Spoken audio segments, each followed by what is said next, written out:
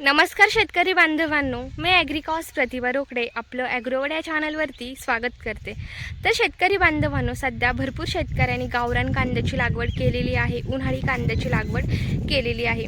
तर आता लागवड केल्यानंतर सर्वात अगोदर आपल्याला पडणारा प्रश्न म्हणजे की हे जे अनावश्यक वाढलेलं तण आहे, तर ह्या तणाचा नायनाट आपण कशा पद्धतीने केला पाहिजे, हे तण आपण नियंत्रणात कशा पद्धतीने आणलं पाहिजे, याबद्दलची सविस्तर माहिती मी आजच्या व्हिडिओच्या माध्यमातून तुम्हाला सांगणार आहे।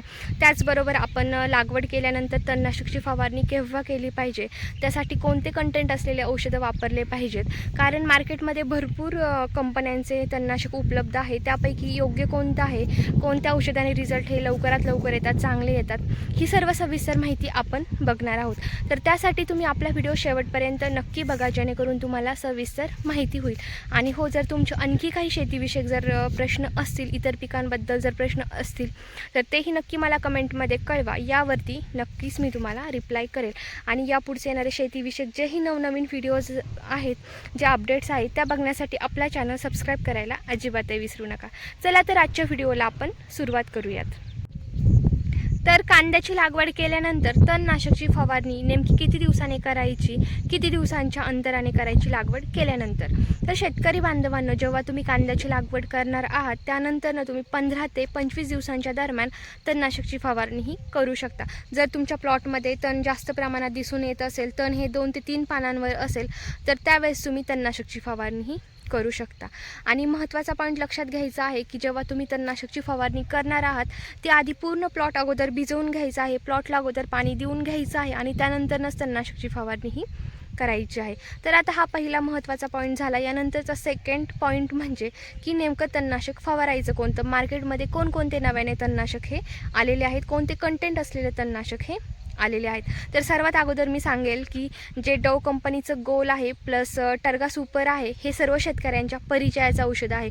या व्यतिरिक्तही मी तुम्हाला नव्याने आलेले औषधं सांगणार आहे। सर्वात अगोदर आपण गोल आणि टर्गाचं प्रमाण जाणून। तर शेतकरी बांधवांनो, डव कंपनीचे जे गोल आहे, यामध्ये ऑक्झीफ्लोरोक्विन 23.5% EC हे कंटेंट प्रेझेंट आहे, प्लस धानुकाचं जे टर्गा सुपर हे जे औषध आहे, यामध्ये क्युझिलोफ ऑफ इथिल हे कंटेंट प्रेझेंट आहे। तर आता गोल आणि टर्गा याचं प्रमाण घेत असताना याचं प्रमाण हे आपल्याला गोलचं 20 ml घ्यायचं आहे, प्लस त्यामध्ये टर्गाचं प्रमाण 35 ml प्रतिपंपासाठी असं घ्यायचं आहे। तर हे झालं पहिलं औषध। आता यानंतरचं दुसरं औषध म्हणजे की डेकेल। तर डेकेल ही बऱ्याच शेतकऱ्यांच्या परिचयाचं औषध आहे। यामध्ये 2 कंटेंट एकत्रित प्रेझेंट आहे, म्हणजेच तुम्हाला गोल आणि टर्गासारखं सेपरेट औषध घेण्याची गरज नाही। तर डेकेलमध्ये प्रोपेक्युझिलोफ ऑफ 5% प्लस ऑक्झीफ्लोरोक्विन 12% EC हे कंटेंट प्रेझेंट आहे। यामध्ये 2 कंटेंट एकत्रित प्रेझेंट आहेत। तर याचं प्रमाण घेत असताना हे तुम्हाला 35 ml प्रतिपंपासाठी असं घ्यायचं आहे। हे झालं दुसरं औषध। यानंतरचं तिसरं औषध म्हणजे वनकिल। तर वनकिलमध्ये ही 2 कंटेंट प्रेझेंट आहेत। यामध्येही तुम्हाला 2 औषधं घेण्याची काही गरज नाही, 2 तणनाशक वेगवेगळे फवारण्याची काही गरज नाही। तर वनकिल जे आहे हे धानुका कंपनीचं आहे। यामध्ये क्युझिलोफ ऑफ इथिल प्लस ऑक्झीफ्लोरोक्विन हे कंटेंट प्रेझेंट आहे, जे की गोल आणि टर्गामध्ये प्रेझेंट आहे। तर वनकिलचं प्रमाण घेत असताना हे तुम्हाला प्रतिपंपासाठी 40 ml असं घ्यायचं आहे। तर शेतकरी बांधवांनो, मी तुम्हाला 3 तणनाशक सांगितले आहेत। आणखी एक तणनाशक सांगणार आहे, जे की नव्याने मार्केटमध्ये आलेलं आहे। तर पहिलं मी कोणतं सांगितलं आहे, गोल आणि टर्गा, त्यानंतरनं दुसरं डेकेल आणि तिसरं वनकिल।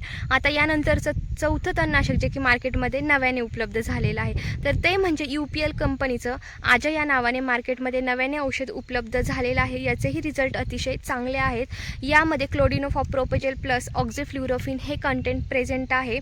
तर याचं प्रमाण घेत असताना हे तुम्हाला प्रतिपंपासाठी 40 ml असं घ्यायचं आहे।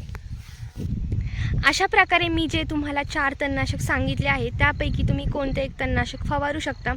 4 रिझल्ट अतिशय चांगले आहेत। परंतु एक गोष्ट लक्षात ठेवायची आहे की तणनाशक फवारत असताना त्यामध्ये झिंकचा वापर आवश्यक करायचा आहे, जे की पावडर फॉर्ममध्ये येतं। यामुळे पिकाला कोणत्याही प्रकारे झटका बसत नाही, पीक आपलं पिवळं पडत नाही। तर याचा वापर तुम्हाला आवश्यक करायचा आहे। याचं प्रमाण घेत असताना हे तुम्हाला 30 ग्रॅम असं प्रतिपंपासाठी घ्यायचं आहे। तर शेतकरी बांधवांनो, कसा वाटला तुम्हाला आजचा व्हिडिओ, कशी वाटली तुम्हाला आजची माहिती नक्की कमेंटमध्ये सांगा. त्याचबरोबर जर तुमचे आणखी काही शेतीविषयक जर प्रश्न असतील तर तेही नक्की कमेंटमध्ये कळवा. यावरती नक्कीच मी तुम्हाला रिप्लाय करेल. आणि आपल्या ॲग्रोवड या चॅनलवरचे जे नवनवीन व्हिडिओज आहेत ते बघण्यासाठी आपला चॅनल सबस्क्राईब करायला अजिबातही विसरू नका. चला तर आजचा व्हिडिओ मी येथे सेंड करते. हा व्हिडिओ इतर शेतकऱ्यांपर्यंत नक्की शेअर करा, जेणेकरून त्यांनाही या व्हिडिओच्या माध्यमातून मदत होईल.